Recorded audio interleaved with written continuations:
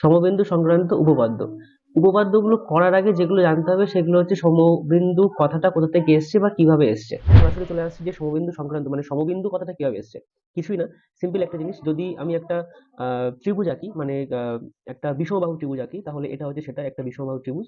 এবং এই বিষমবাহু ত্রিভুজের ক্ষেত্রে আমরা কি করব, সরাসরি তিনটে বাহুরই আমরা লম্ব সমদ্বিখণ্ডক করব।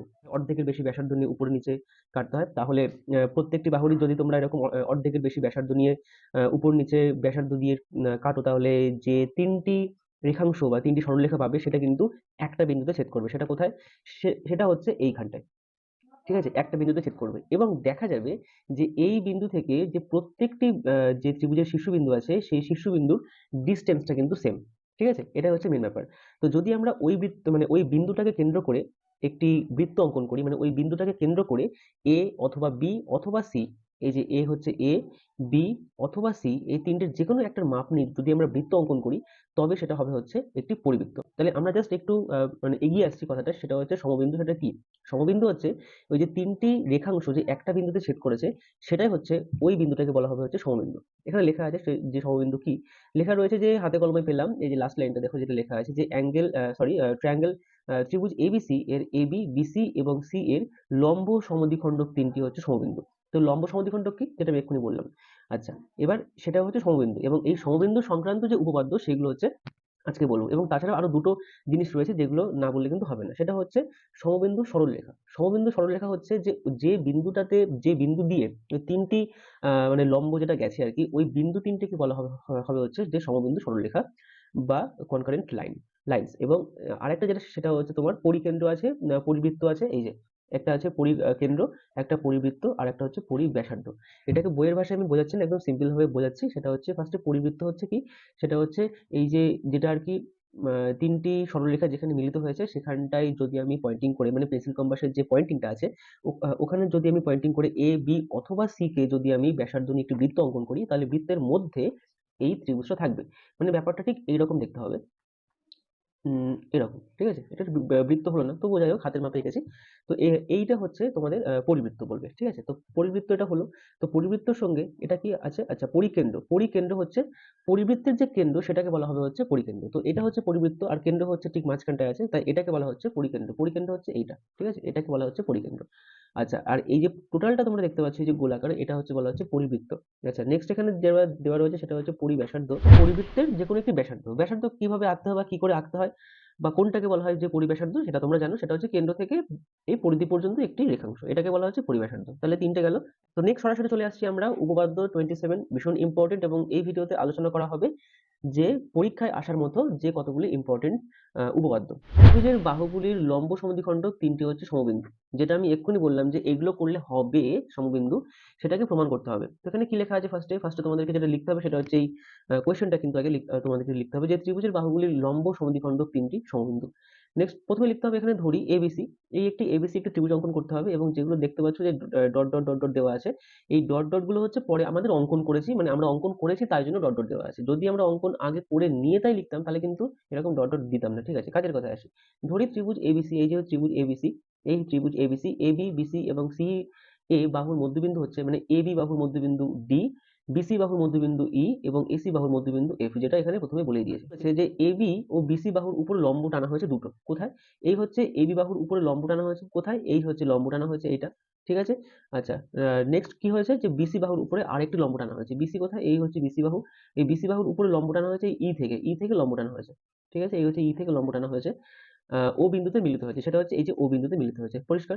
এবার লেখা আছে প্রমাণ করতে হবে বা প্রামাণ্য বিষয়। তো প্রামাণ্য বিষয় কোনটা বা প্রামাণ্য কোনটা, সেটা হচ্ছে ডি ই এফ বিন্দুতে যথাক্রমে এই ডি ই এবং এফ, এই বিন্দুতে যথাক্রমে এবি বিসি এবং সিএ, এবি বিসি এবং সিএ বাহুর উপর লম্ব তিনটি সমবিন্দু। কি করে সমবিন্দু হলো? কারণ আমি বলেছিলাম যখন তিনটি আহ লম্ব বা তিনটি সরল রেখা একটি বিন্দু দিয়ে যাবে তখন সেটাকে বলা হবে হচ্ছে সমবিন্দু। আচ্ছা, অর্থাৎ ও এফ এবং এসি, ও এফটা কোথায়? এই হচ্ছে ও এফ। এই ও এফ এসি বাহুর উপরে, এই এসি বাহুর উপরে যদি আমরা লম্ব প্রমাণ করতে পারি, তবেই কিন্তু এটা মানে প্রমাণিত হবে যে এই তিনটি বিন্দু হচ্ছে সমবিন্দু। ঠিক আছে? মানে আমরা দুটো বাহুর উপরে লম্ব আগে এঁকে নিয়েছি, সেটা হচ্ছে কোন দুটো বাহু? সেটা হচ্ছে এবি এবং বিসি। যদি আমরা এসি বাহুর উপরে এই ও এফ লম্ব দেখাতে পারি তবেই প্রমাণ হবে যে এই যে প্রত্যেকটা যে লম্ব সমদ্বিখণ্ডক মানে সরি প্রত্যেকটা যে লম্ব টানা হয়েছে প্রত্যেকটা লম্বই হচ্ছে সমবিন্দু, মানে একটা বিন্দু দিয়ে গেছে। আচ্ছা, এটা হচ্ছে প্রমাণ করতে হবে বা প্রামাণ্য বিষয়। আচ্ছা, অঙ্কন কি করেছি? অঙ্কন দেখো, ও এ মানে এই ও থেকে এ পর্যন্ত ডট ডট ডট ডট করে টানা হয়েছে। আচ্ছা, ও বি, ও থেকে বি পর্যন্ত টানা হয়েছে এবং ও থেকে সি পর্যন্ত টানা হয়েছে ডট ডট করে। এটা হচ্ছে অঙ্কন, প্রমাণ। ত্রিভুজ এ ও ডি, এ ও ডি কোথায়? এই এ ও ডি মানে এই ত্রিভুজটা, এবং ত্রিভুজ বিওডি, বিওডি মানে এই দুটো ত্রিভুজের মধ্যে এবার আমরা কম্পেয়ার করবো। কম্পেয়ার কি কি আছে? কম্পেয়ার করতে হবে যে এখানে তিনটে জিনিস আমাদেরকে দেখাতে হবে। সেটা কোন তিনটে জিনিস? তোমরা খুবই ভালো করে জানো যে সর্বসমতার যে তিনটে ফর্ম আছে, সেই তিনটে ফর্ম আছে, চারটে যে ফর্ম আছে সেই চারটের মধ্যে যেকোনো তিনটে দেখাতে হবে। কি কি দেখাতে হবে বলেছে যে ফার্স্টে দেখিয়ে দিচ্ছি আমরা, সেটা হচ্ছে এডি সমান সমান বিডি। কোথায় এডি? এডি সমান সমান বিডি, এইটা সমান সমান নাকি এটা। কেন এটা?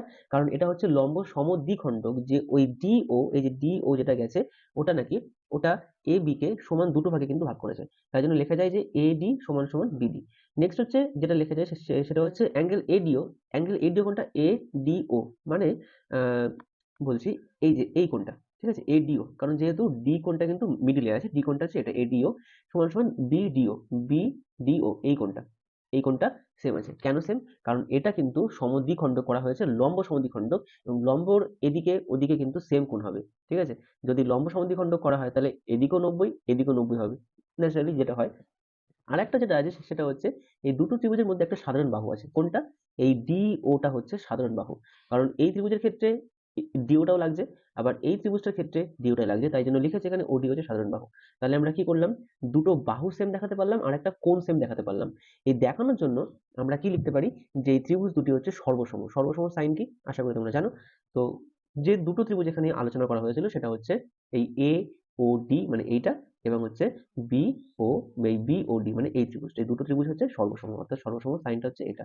আর এটা হচ্ছে সেই বললাম দুটো সাইড আছে একটা অ্যাঙ্গেল আছে, তার জন্য সেই শর্তানুসারে হচ্ছে এটা সর্বসম হয়েছে।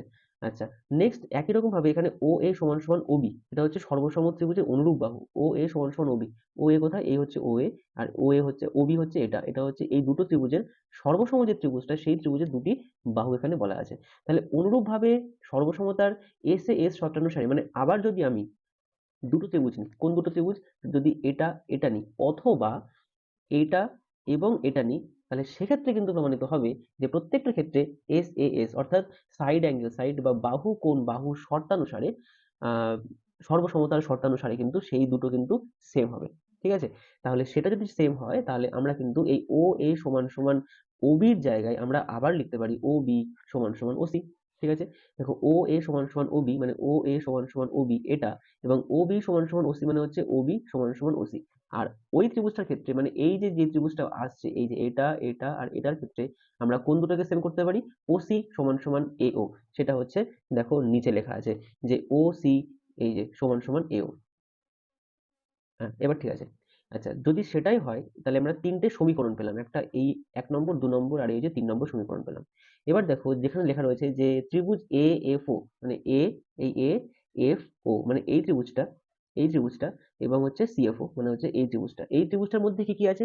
এখানেও দেখো আমরা তিনটে জিনিস পাবো। কি কি কি কি তিনটে দেখে নাও। একটা হচ্ছে ও এ সমান সমান ও সি, যেটা আমরা আগেই এখানে লিখে দিয়েছি সেটা। আর একটা হচ্ছে এ এফ সমান সমান সিএফ, এই এ এটা হচ্ছে এ ছিল উপরে আছে এই যে এ এফ, এ এফ সমান সমান সিএফ, কারণ ওটা মিডল পয়েন্ট যেটা সেটা হচ্ছে দুদিকে সেম থাকবে ওটা। আর হচ্ছে এ এফ সমান সমান সিএফ ওটা আছে। আর এই দুটো ত্রিভুজের মধ্যে এই ও এফ এইটা হচ্ছে সাধারণ বাহু। তাহলে কিন্তু প্রমাণ আমাদের হয়ে গেল, মানে প্রায় শেষের দিকে চলে এসেছি। তো সেই অনুযায়ী এই দুটো ত্রিভুজ কিন্তু মানে এই যে ত্রিভুজটা এবং এই ত্রিভুজটা কি হবে? সর্বসম হবে। যেহেতু এখানে কোণের কোনো মানে কোণ এখানে আসেইনি, তিনটেই বাহু এসছে, তার মানে তিনটেই এস এস এস অর্থাৎ বাহু বাহু বাহু বা সাইড সাইড সাইড অনুযায়ী এই দুটো ত্রিভুজ হয়ে যাবে হচ্ছে সর্বসম। তারপরে কি লেখা আছে? এই সর্বসম যখনই হবে তখনই আমরা বলতে পারি অ্যাঙ্গেল এ এফ ও আর সি এফ ও সেম। কোথায় A F O? A F ও মানে এই যে যে অ্যাঙ্গেলটা আমি দেখিয়ে দিচ্ছি কোনটা, এএফও অর্থাৎ এই অ্যাঙ্গেলটা এএফও এই অ্যাঙ্গেলটা এবং এই সিএফও এই অ্যাঙ্গেলটা কিন্তু সেম। তাহলে একদম প্রথমে কি বলেছিলাম, যদি আমরা প্রমাণ করতে পারি যে ওটা এখানে যদি আমাদের লম্ব হয় তাহলে কিন্তু আমরা প্রমাণ করতে পারবো যে এটা হচ্ছে সমবিন্দু আছে, ঠিক আছে। তাহলে একদম লাস্ট মোমেন্টে চলে এসেছি আমরা। এই যে তাহলে এখানে আমরা সমবিন্দু এই যে অ্যাঙ্গেল আমরা সেম দেখিয়ে দিলাম, আর এস এস এস অনুযায়ী সর্বসম যেটা আমি এক্ষুনি বললাম। ব্যাস, এখান থেকে আর কিছু তোমাদের লেখা লাগবে না। এইটা তো তোমাদের আর লেখার প্রয়োজন নেই। একদম সরাসরি এটা লিখতে পারো যে সুতরাং ত্রিভুজ বা ট্রায়াঙ্গেল এবিসি এর বাহুগুলির লম্ব সমদ্বিখণ্ডক তিনটি সমবিন্দু। এর বাহুগুলির লম্ব সমদ্বিখণ্ডক এই তিনটি কিন্তু সমবিন্দু। কোথায় সমবিন্দু? একদম চোখের সামনে। কোথায় একবার দেখিয়ে দিচ্ছি। এগুলো সব আমি ক্লিয়ার করে দিয়ে একদম দেখিয়ে দিই সমবিন্দু কোথায় হচ্ছে। এখান থেকে লম্ব টেনেছে, এই যে লম্ব টেনেছে, এখান থেকে লম্ব টেনে, এখান থেকে লম্ব টেনে দেখা যাচ্ছে সেটা একটা বিন্দুতে ছেদ করেছে, অর্থাৎ সেটি হচ্ছে সমবিন্দু। অর্থাৎ আমরা প্রমাণ করে ফেললাম যে ত্রিভুজের মানে এবিসি ত্রিভুজের বাহুগুলির লম্ব সমদ্বিখণ্ডক তিনটি সমবিন্দু।